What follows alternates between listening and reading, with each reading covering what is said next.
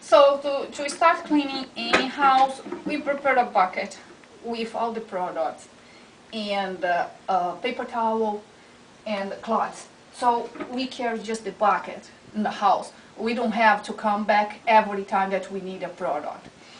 So we put in the bucket all the products, like we are using now the natural products. So it's much safe for your house, okay, and safe for you actually.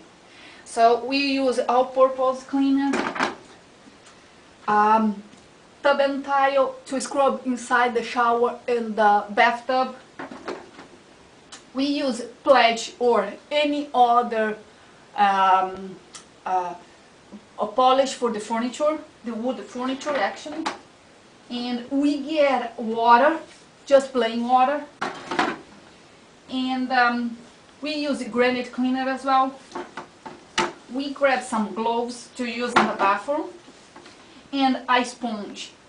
There are actually two sides of the sponge, like a hard side and a soft side that we use to scrub the tiles and bathtub.